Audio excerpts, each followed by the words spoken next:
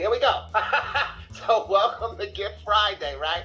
I created it because so often we hear people say TGIF. Thank God it's Friday. But what I say, what allure does Friday have to the person that took their last breath on Thursday? So therefore, I'll use what I learned through Psalm 92 and 2, and that is, it is good to proclaim your unfailing love in the morning, your faithfulness in the evening. And from that, I make sure people realize the reason I don't use TGIF is because instead I use TGIT. Thank God it's today. And then TGIT, thank God it's tonight. Because that allows me to move to another scriptural reference that I love, and that is Matthew 6:34. And that says, so don't worry about tomorrow, for tomorrow will bring its own worries. And that's TGIT, thank God it's tonight. Today's trouble is enough for today. Thank God it's today. Because darkness, always precedes the light. And so that's the joy that we have to make sure that we hold on to and know that we've got control of. Oh man, and I got control of this thing back in place now, all right?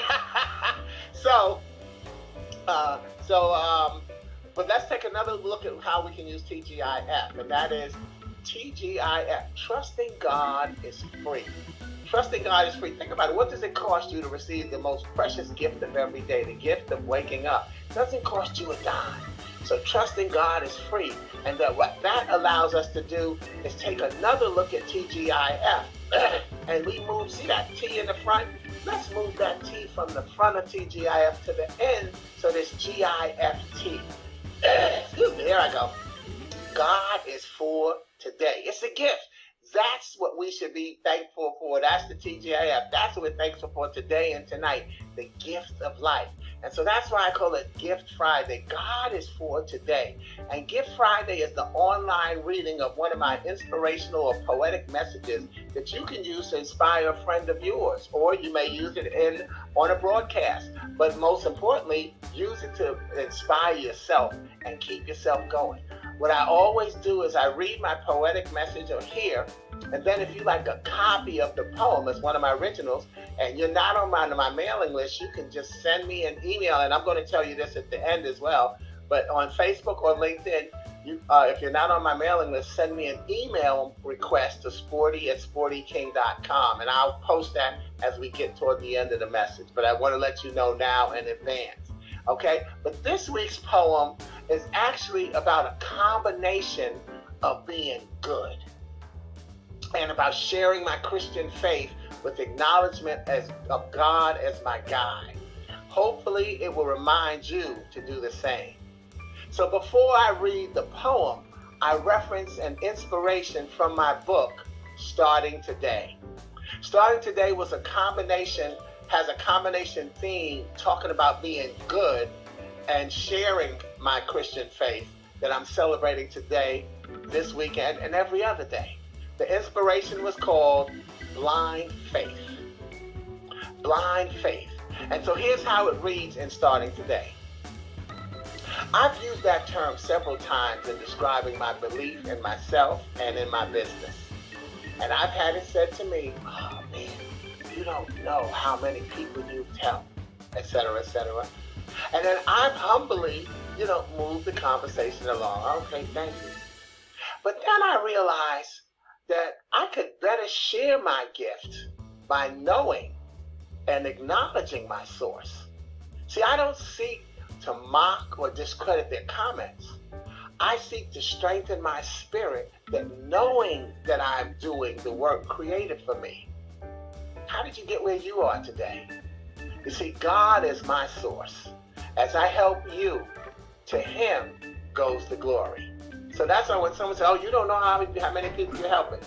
If I don't know, then I don't know that God is my guide. And that's why I made that inspirational saying.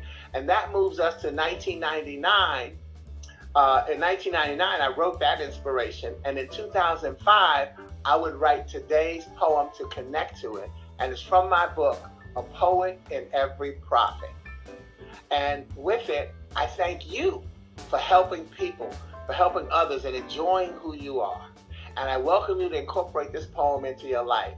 Its title is In fact, I do know.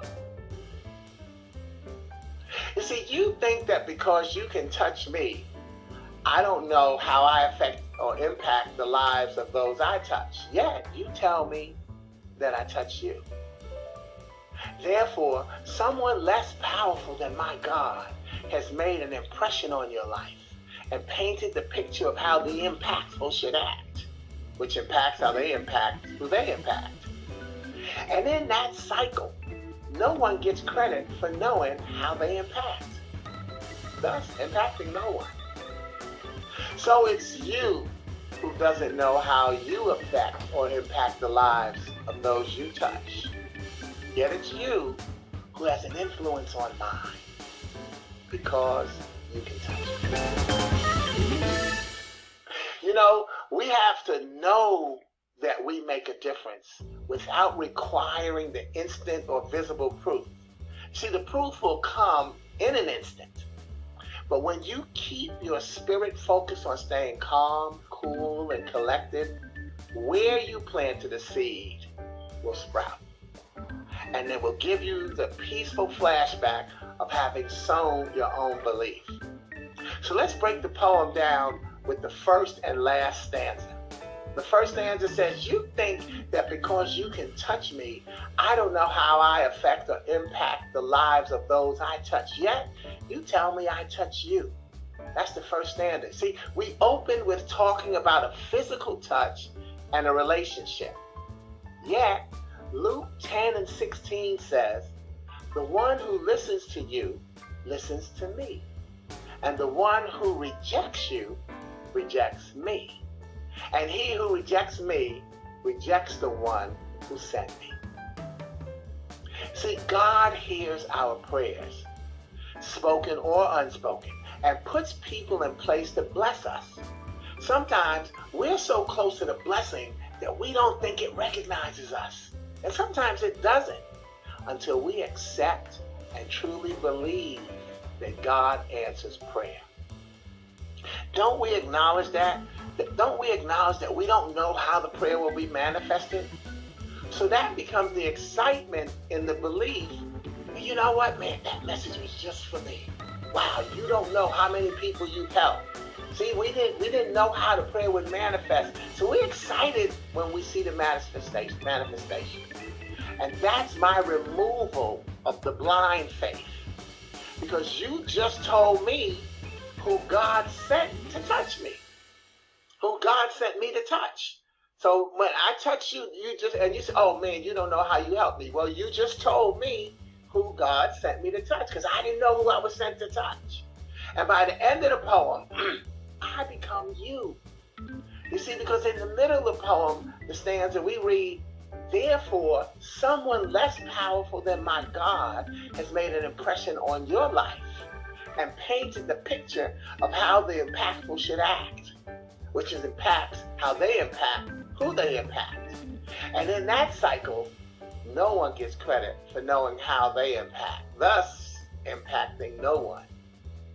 You see, that then allows us to see and feel how the cycle turns to the end to, so it's you who doesn't know how you affect or impact the lives of those you touch. Yet it's you who has an influence on mine. Why? Because you can touch me. You see, according to my Christian faith, among the last things Jesus said from the cross is in Luke 23:24. You may know this. He said, Father, forgive them, for they know not what they do. You know, I take a little liberty with that scripture in saying that I want you to know what you're capable of doing and how good you are, Friday through Thursday. In fact, you do know. You just have to believe. Again, that poem is called, In Fact, I Do Know. And if you like a copy,